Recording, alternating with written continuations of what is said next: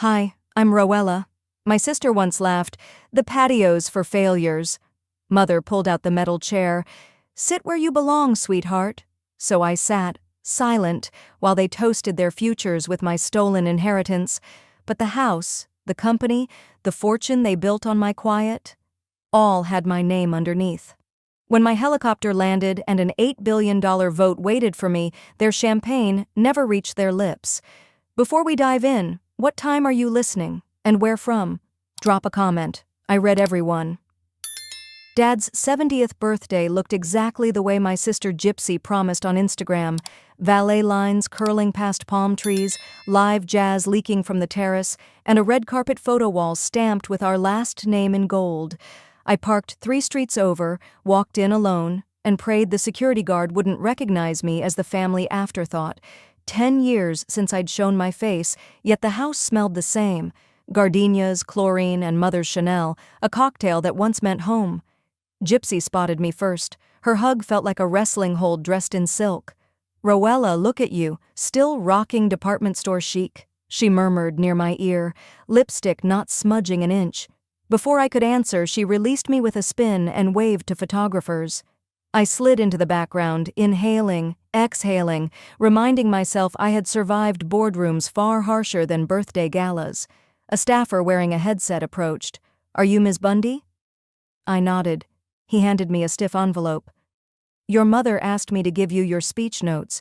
She said you'd want to review them before you speak." My heart rose.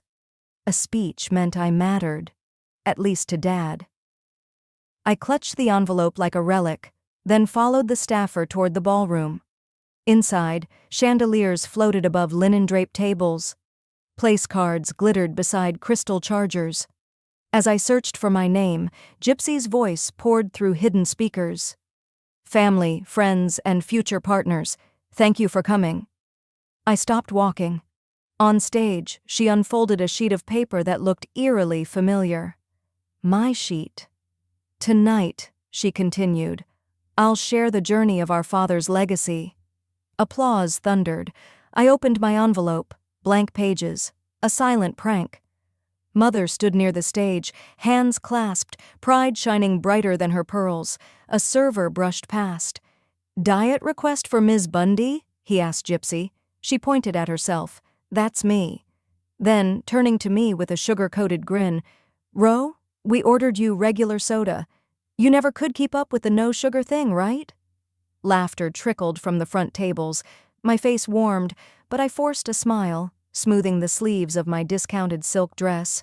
Dad, seated throne-like at the head table, clapped so hard his cufflinks flashed. He didn't glance my way. No one did. I lingered by the French doors until a waiter whispered, "Your seat, ma'am." He gestured toward the patio. We crossed marble, then Spanish tile, then a rubber service mat slick with spilled béarnaise. Outdoors, the December air prickled my skin. A wobbling metal chair waited beside a stack of catering crates. "Here you go," the waiter said, setting a lukewarm soft drink on a napkin that read, "Bundy and Beyond."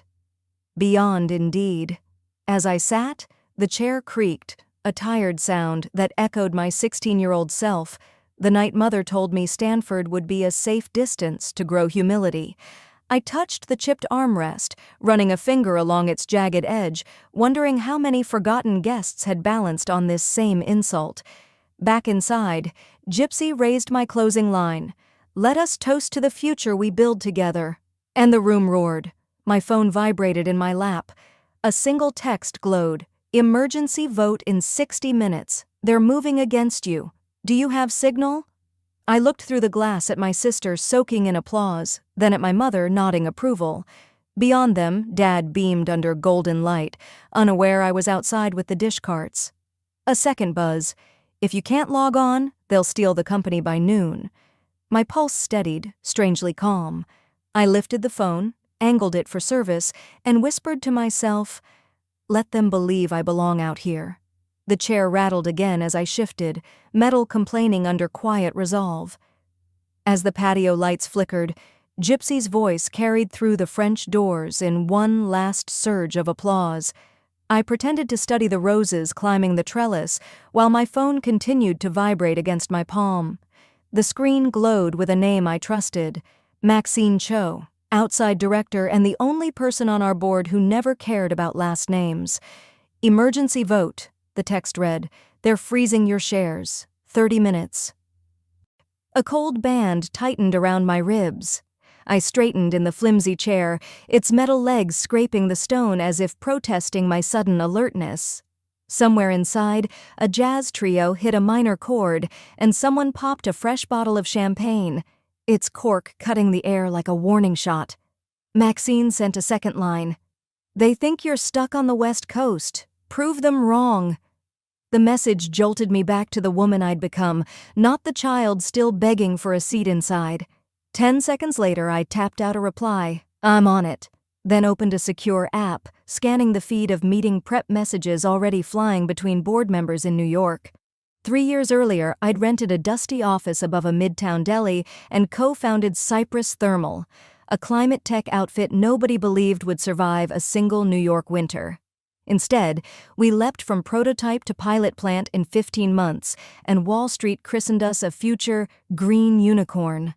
I kept my involvement quiet, partly to guard our patent, mostly to keep my family clueless. Anonymity made me nimble. Tonight it made me a target.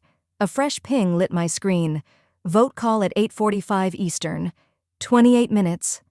I glanced at the ballroom clock. 5:17 Pacific. I rose from the patio chair, brushed imaginary crumbs from my dress, and drifted along the perimeter of the party, sunlight bleeding into dusk. Near the bar, a waiter offered me a flute. I declined with a polite wave, then slipped through the side doors into the service corridor. The hum of dishwashers masked my footsteps. Halfway to the ballroom, I paused. Mother stood just inside the archway, diamond brooch catching the chandelier's glare. She lifted her phone, brows furrowing in a way I recognized from childhood spelling bees, something unexpected, perhaps inconvenient. Her thumb hovered, hesitated, then darted to silence the device. I could almost read the preview across the glass. Same subject line, same timestamp. She slid the phone into her clutch, scanned the room, and, finding no one watching, allowed a tiny smile. That smile pinned me harder than any patio chair. Mother wasn't merely aware of the ambush. She was in the control tower. My breath steadied. Shock cooled into arithmetic. If my mother was coordinating with the dissenters, Olivia had leverage, and the board assumed I was powerless at a party 3,000 miles away. They were half right. I was at a party. Powerless was optional. I turned, following a corridor past portraits of relatives who had never bothered to learn what I studied or why I left. A staff exit opened onto the driveway where deliveries arrived. The sun had slipped behind the palms, staining the sky grapefruit pink. I dialed a car service, voice firm, almost casual. Bridge Executive Terminal, please. 10 minutes? The driver's sedan rolled up before I'd finished logging into the company server. As we pulled away, Gypsy's laughter spilled across the lawn, careless and bright. I did not look back. Inside the car's dim cabin, I activated two-factor authentication. Thumb hovered over the confirm button and whispered, "Let's see you vote me out of the room when I can own the building."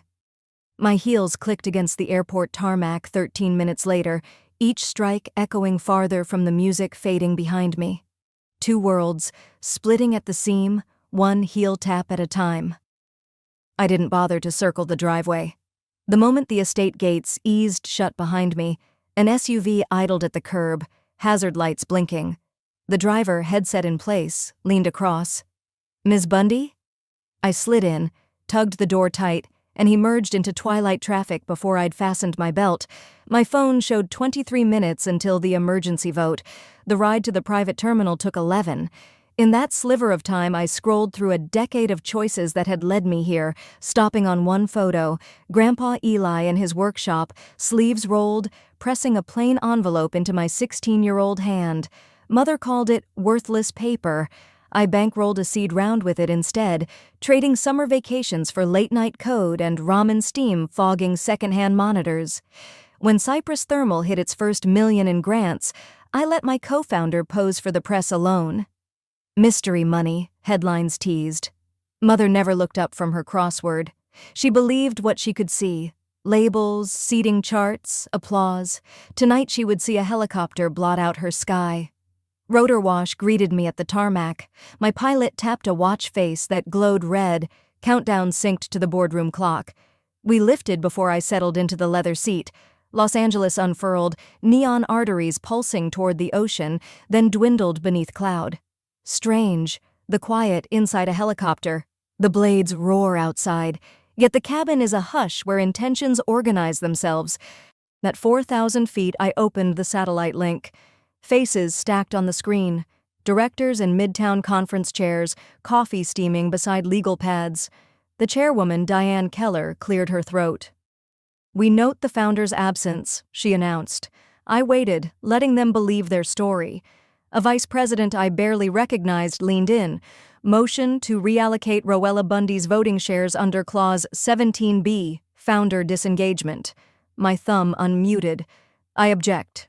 The faces jolted. Keller recovered first. "Ms. Bundy, we assumed you were indisposed." "Only airborne," I said. "Clause 17B applies after 2 missed meetings. This is my first." I forwarded attendance logs, time-stamped and notarized. A chime confirmed receipt. Additionally, here is a proxy from Arcadian Capital raising my stake to 49%. Maxine Cho grinned 2 tiles over. The motion's author closed his notebook. Silence expanded until I added, "If we're done with surprises, I have agenda items on geothermal expansion." "No vote today," Keller conceded. "Meeting adjourned." The grid of faces blinked out, replaced by the night-soft glow of my reflection. Hair whipping in the cabin breeze, eyes sharper than they'd been an hour earlier on that patio. The pilot's voice crackled. 3 minutes to estate helipad. Below, the party lights still glittered. Mother's silhouette twirled under fairy bulbs, flutes raised in toast. My sister, center stage, pressed a hand to her heart as if accepting a crown. The helicopter banked, wind-rattling marquee letters that spelled Bundy Forever. Landing lights splashed the lawn. Guests shielded their eyes, gowns flaring like startled birds. We touched down, engines idled, blades yawed slow. I stepped onto the grass in black slacks and a gray cashmere coat, cell phone still warm in my grip. A server's tray trembled, champagne sloshed over rims. Gypsy's speech broke off mid-sentence. I didn't stride toward them. I simply nodded, as though arriving fashionably late to my own coronation, and watched the tiny quiver pass from crystal stems to manicured fingers. End over end, the hush rolled across the crowd until it reached the head table. Mother's smile, fixed and glossy for decades, quivered, then cracked. Mother's smile didn't shatter, it hairline fractured, the way china cracks before it breaks. I crossed the threshold, helicopter dust still on my coat, and every conversation stalled long enough for me to hear the air conditioning. Then the room remembered its manners. A donor cleared his throat, someone coughed into a napkin, and Gypsy glided forward, wearing the expression she saves for babies and paparazzi. "You made it." Her tone suggested I'd materialized out of thin air, uninvited yet somehow inconvenient. "We weren't sure you'd show." The pause carried 3 decades of dismissal. A maitre d' appeared at her elbow, clipboard tucked under one arm. "Ms. Bundy," he said, addressing Gypsy, "your sister's table is ready." Not seat, not place. Table. Singular, peripheral. He gestured toward an open double door that led back outside. Diners craned to watch our little parade. We passed linen-draped rounds marked with gilt letters, C for celebrity, V for very important, F for family, until the carpet ended and concrete began. Beyond the French doors, a lone bistro table waited beside the service exit, half in shadow, half in cigarette smoke. An ashtray already held 2 crushed butts. "It's quieter here," Mother remarked, appearing behind me like perfume. "Besides, the patio's for—" She let the sentence dangle, inviting the crowd to finish it for her. Laughter obliged. I glanced at the chair. Same metal frame, new location. They'd relocated my exile but kept the symbolism. My pulse slowed. Shame was useless now, but observation was currency. As I sat, waiters whisked by with mother-of-pearl spoons of caviar, none offered. A teenage busser deposited a basket of dinner rolls on a nearby cart, looked at me, then blushed and hurried away. Inside, I saw the seat that once bore my name, now occupied by a venture capitalist who donated a solar roof to the club. Gypsy leaned over him, dabbing non-existent lint from his lapel. The picture was perfect. Ambition, legacy, applause. I closed my eyes and heard Grandpa Eli's workshop again, wood shavings underfoot, his saw humming. "Let them measure your value by seats," he said back then, adjusting my safety goggles. "You measure theirs by silence." Silence can be deafening with the right amplifier. I unlocked my phone, thumb hovering over an encrypted folder labeled Peregrine. A single document awaited my signature, an options exercise agreement that would triple my voting power. Arcadian Capital had consented earlier, no press release required. The board thought the takeover attempt failed. They didn't know I intended a takeover of my own. I signed. A green checkmark bloomed. $8 billion in new equity slid into a Delaware trust. No trustee named Bundy in sight. One motion, one breath. My coat pocket vibrated with the confirmation text. A young waiter approached, balancing a single glass of sparkling water. He placed it gently before me. "On the house," he whispered. "I caught your TED Talk on heat reclamation. That part about making air conditioning clean changed how I see my own job." He blushed deeper than the busser and hurried off before I could thank him, but the kindness landed like a bandage on raw skin. The double doors swung open. Gypsy lifted her flute. "A toast," she called, voice bright enough to carry to my exile. "To the next generation of women who know their place." Her circle erupted in appreciative hoots. Champagne sloshed over glass rims, shimmering under fairy lights. I raised my water in return, not to participate, but to mark the moment. My jaw set. I didn't feel small, I felt calibrated. They had handed me their measure. Soon I'd hand them mine. I smiled. Not forgiveness, not surrender, but a promise. The caviar laughter faded behind me as I coasted down Benedict Canyon, headlights sliding over eucalyptus trunks. I'd left without a single goodbye. Mother remained on the terrace, rebuilding her cracked smile. Gypsy stayed busy posing guests beside the ice sculpture shaped like our surname, everyone pretending the helicopter had been a stunt, not a statement. At the valet stand, a junior attendant jogged off to fetch my sedan. While I waited, I let the night air rinse champagne fumes from my thoughts. My hands still quivered, not from nerves, more like a muscle finally allowed to move after hours of restraint. When the car arrived, I slipped into the driver's seat, clicked the door shut, and exhaled as if sealing myself inside a quieter world. Mulholland ribboned east toward home. The city glittered below, all neon bravado and restless money, yet my street was hushed, just jasmine hedges and a single porch light. In the mailbox, wedged between holiday catalogs, I spotted an envelope the color of old bone. No return address, only my name in a slanted hand, Rowella. The postmark read 2 days prior, Manhattan. Inside the foyer, I toed off my heels and opened the envelope at the console table. A thick, brittle document unfolded. Board Charter, Cypress Thermal Incorporated, adopted 2009. Tucked beside it, a short note. Your father locked this clause in a drawer. I kept a duplicate. Use it wisely. T.L. Thomas Langston. Dad's fiercest competitor during the smart grid wars, later the only outsider who dared challenge him in a proxy fight. He and I had spoken exactly once, over bitter coffee at a hotel bar in Boston the day I closed our Series A. He'd said, "Steer clear of sentimental shareholders." Now he was handing me a weapon. I scanned the annotated page. Article 14D, if a founding member is publicly humiliated by stakeholders seeking control, voting rights may shift to the humiliated founder for a period of transitional stability. Legal poetry written for a storm no one expected, until tonight's patio spectacle. My banishment wasn't just a social slight, it was a trigger embedded in corporate stone. I dialed Miranda Cho. She answered on the second ring, breathless as if her phone had startled her awake. "Ro? Everything all right?" "I'm invoking 14D," I said, reading the clause number aloud. Silence stretched, broken by the rustle of sheets or legal pads. Hard to tell. "If we proceed," she warned, "the alliance your sister built collapses. We'll be accused of engineering the humiliation." "It already killed itself," I replied. "We're just issuing the death certificate." She sighed once, a long release of caution, then firmed.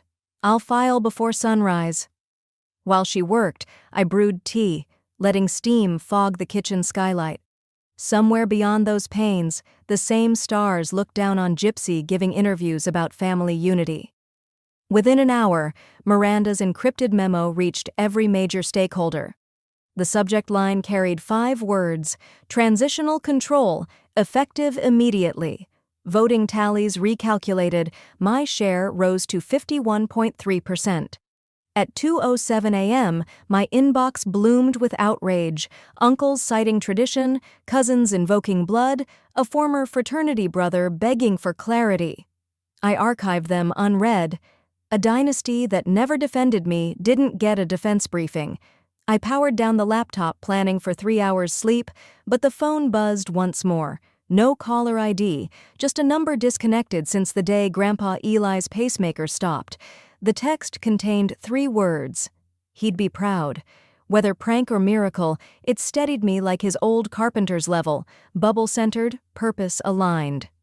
Dawn painted a thin line over the hills when I finally crawled into bed. The winter shareholder meeting loomed 4 days out. Travel arrangements and talking points would consume the hours between. Yet, in that fragile hush before sleep, I pictured the head seat at the conference table. Mahogany, high-backed, worn at the arms, and felt no fear, only ignition. Let them bring their flutes and speeches. I'm bringing the storm. 4 days later, Chicago greeted me with a hush only fresh snow can manage. Flakes drifted past the 40-story facade of Cypress Thermal's headquarters, frosting the steel like powdered sugar. Inside, warmth carried an undertone of cranberry punch and corporate self-assurance.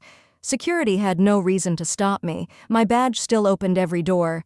Even so, I slipped through side corridors, boots leaving wet stamps that would dry before anyone traced them. On the 28th floor, a private dining room had been converted into a holiday board suite. Chestnut garlands, crystal decanters, and conversation pitched just loud enough to signal unity. Olivia, hair sculpted into magazine waves, stood near the head explaining her strategic realignment of family control. She spoke of legacy, synergy, and clearing distractions. Mother nodded at each phrase. Olivia's fiancé lounged beside her, wearing the grin of a man who thinks the deed is done. My name was nowhere on the agenda. My chair, a padded leather relic with my initials stamped under the arm, had been wheeled into a corner like surplus furniture. Perfect. I waited until Olivia clicked to her final slide, then I pushed open the door. The talk died mid-sentence. Snowmelt dripped from my coat hem onto the parquet. I didn't apologize. Instead, I laid a folder at each place setting, 12 in all, then rested both hands on the polished mahogany. Olivia hissed, "You weren't invited." "I didn't need an invitation," I said, voice level enough to steady glassware. "I brought the bylaws." A legal aide cleared his throat and began reading Article 14D, my clause of resurrection, aloud. Halfway through, someone gasped. Another dropped a styrofoam coffee lid that clattered like a cymbal.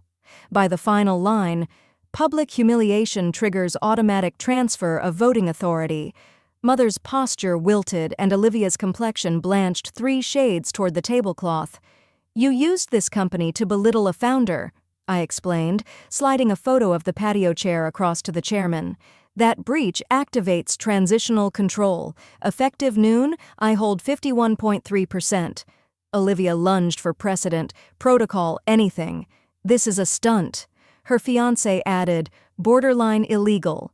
Miranda Cho entered then, trench coat still buttoned, hair whipped by lake wind. Calm as snowfall, she distributed time-stamped video of the gala, press clips of Gypsy's toast, and a spreadsheet of voting confirmations from Arcadian Capital. Olivia's fiancé opened his mouth again. I handed him a stamped non-disclosure he'd signed when pitching me for a joint venture. Recognition drained his confidence. He sat without another word. I straightened, letting the quiet expand, then spoke to the room. "This board now has new leadership," I said, "and it isn't taking the patio." One by one, directors rose, some solemn, some relieved, until every seat but Olivia's was empty. Meeting adjourned. In the hallway's softer light, Olivia trailed me, heels skidding on marble polish. "You don't deserve this," she breathed, eyes bright with disbelief. I turned just enough for her to see the steady line of my smile. "Then why does it fit so well?" I asked, and watched the words strike deeper than any public reprimand. She stopped walking, just short of the elevator, as if distance might reverse what paper had sealed. It could not. The elevator chimed. Polished doors slid apart. I stepped in, heart pounding a measured, satisfied beat. The doors were almost closed when a hand wedged into the gap.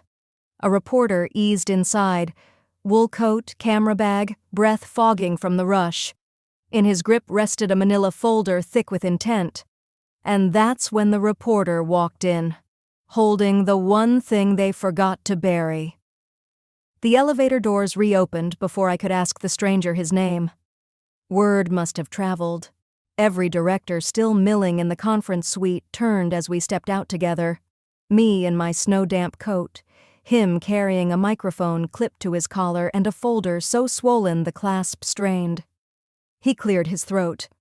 "I'm Daniel Reyes, Tribune Business Desk. Someone dropped this at my hotel." He set the folder on the polished table where Olivia's centerpieces still glittered. 2 years of wire transfers tied to a nonprofit called the Heart for Girls Foundation. Care to comment? Mother's stemware slipped from her hand. The crystal hit carpet, but the flute snapped anyway, the sharp crack slicing through the hush. Olivia's fingers fluttered at her pearls. Board members shifted as though the temperature had fallen 10 degrees. "That's absurd," Olivia said, voice pitched an octave higher than confidence. "We approved those jointly." Reyes opened the folder. Page after page bore signatures, hers, her fiancé's, mother's, yet not one line showed my name. "Rowella Bundy co-founded the charity," he said, tapping the blank signature blocks. Then she was stripped of access 6 weeks later. Blood rushed in my ears, but it was an old roar, one I'd learned to ride like surf. Olivia tried to lean over and flip the documents shut. Reyes angled his phone instead. The headline glowed across the screen, $3.2 million misused, founder cut out, board silent. Beneath it, a photo of me with middle school girls at a science camp in Arizona, an event my family called a hobby. Mother found her voice first. Rowella was overseas, unreachable. We had to act. I folded my arms. Overseas? I was welding heat exchangers in Tucson. Cell service was fine. Your emails never came. The reporter arched an eyebrow. "I have the board's internal messages." He handed copies to Miranda, who appeared at my shoulder like a practiced shadow. She flipped through, stopping where Olivia and her fiancé arranged a private vote to revoke my signing authority. "This was never about leadership," Miranda said, sliding the evidence across to the chair. "It was about revenge." The senior director, white-haired, perpetually neutral, stood. "We need an immediate recess."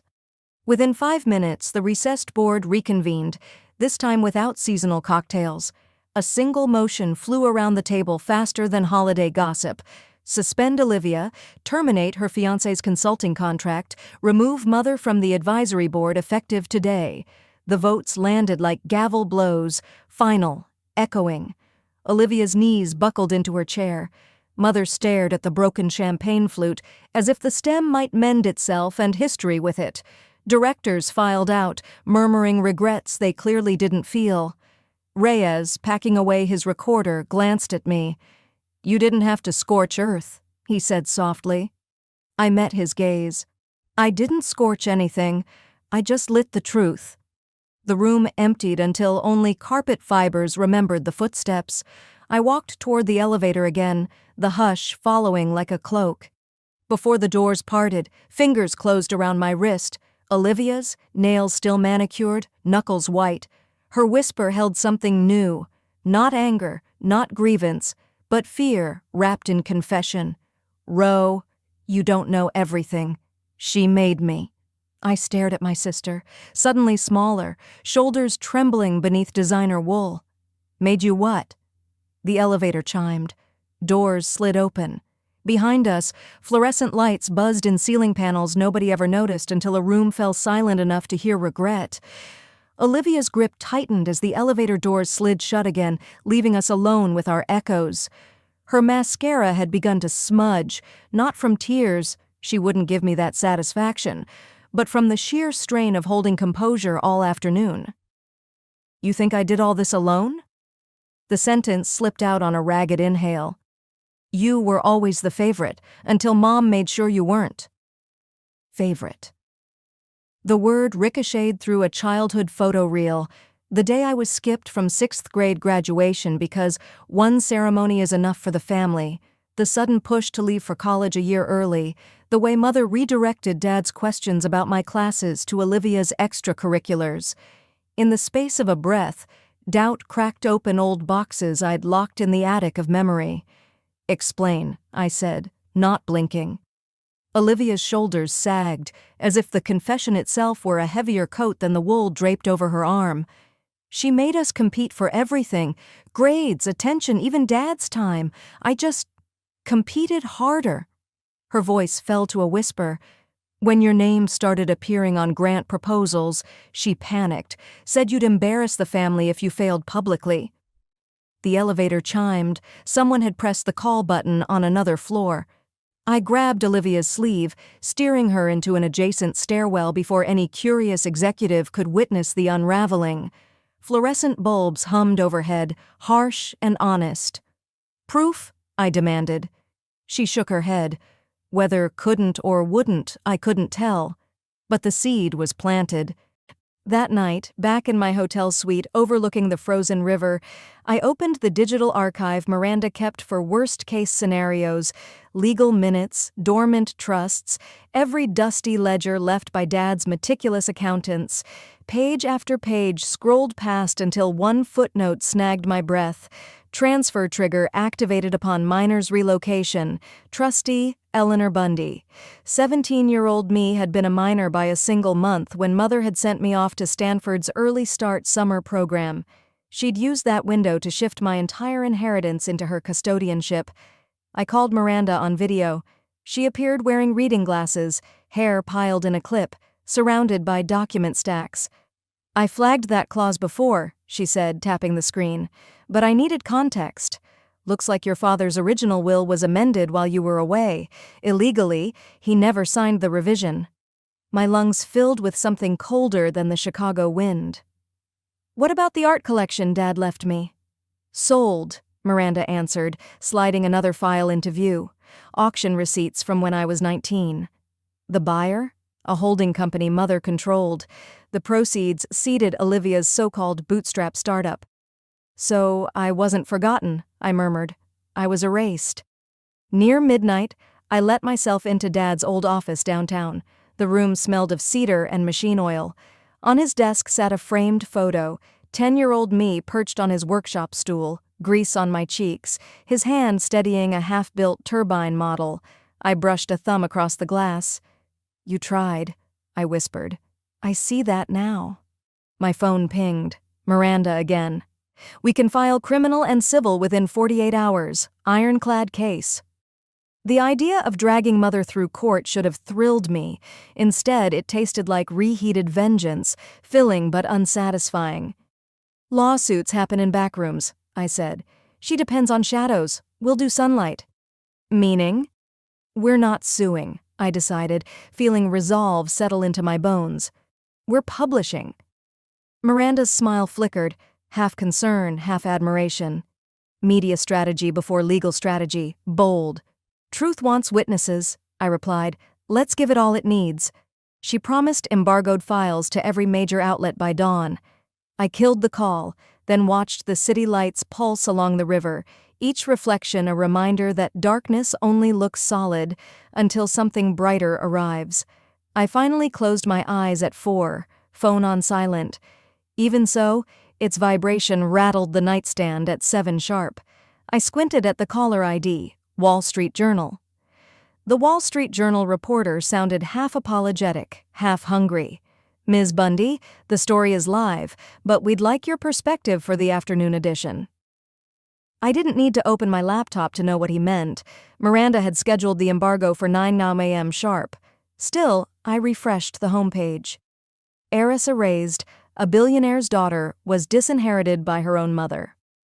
My mother's signature appeared beside Olivia's photo, both stamped onto the asset transfer forms that siphoned my inheritance into their projects. The article climbed the site's most read column before my espresso finished brewing. Syndication requests flooded in from Bloomberg, Reuters, even a legal blog I'd never heard of. Fallout traveled faster than snowstorms. By noon, Olivia's provisional board, assembled only weeks earlier, voted to suspend her from all decision-making. The SEC followed with a preliminary inquiry into misrepresented funding sources. Sponsors yanked branding from her flagship smart home device. A headline on CNBC flashed, "Shares sink 38%. Investors cite trust issues." Mother attempted a damage control brunch at the Peninsula, but the private room sat empty, her catered quiche cooling under silver domes. Reporters lingered in the lobby waiting for comments that never came. Back at the family estate, Olivia stormed into her childhood bedroom, ready to barricade herself, only to find it stripped bare. The staff, unpaid for 2 months, had walked out that morning. They erased me from their story. So I wrote my own. That afternoon I announced the Quiet Future Foundation, seeded with the same sum Mother diverted plus matching funds from Arcadian Capital. Its mission? Help young women safeguard inheritances and intellectual property before someone rearranges signatures for them. Forbes called within the hour. 2 weeks later, my face filled their cover under the line, "The silent billionaire who fought back without raising her voice." Just when the media arc threatened to slide into repetition, a courier delivered a slim envelope on heavy cream paper. The return address belonged to my father's last attorney. Inside, a handwritten note in his spidery script. "Forgive what you can, forget what you must, but never sit on the patio." Clipped to the note, the original deed to the estate, signed over to me years ago, tucked away and never filed by Mother. I stared at the ink, the date, the unmistakable slope of Dad's signature. He'd tried to give me safe harbor, and she'd hidden it with the rest. I flew back to California the next morning. The drive from LAX wound past hedges clipped into sterile perfection. At the gate, I entered a new code, my code, and the iron scrollwork parted like stage curtains. The house felt larger, without voices. Furniture was gone. The piano lid stood open, keys yellowing in cool air. I walked through French doors onto the back patio. One metal chair remained, dust gathered in the shallow dents of its seat. For a moment I expected to hear bustling servers, gypsies' laughter wafting from silk-draped tables. Nothing, only wind threading through ivy. I left the old chair where it sat and carried a small bistro table to the front porch instead. From the kitchen I retrieved a chilled bottle of champagne, vintage, unlabeled, and a single glass. Evening fell, and headlights from passing cars splashed across the driveway but never turned in. I poured. Not to toast victory. Victories come and go. This was for reflection. Dad's words, Olivia's confession, Mother's empty brunch, all swirled in the bubbles before rising, bursting, gone. I breathed the night air and tasted silence, the kind that measures worth without applause. Sometimes the only seat you need is the one they never wanted you to have.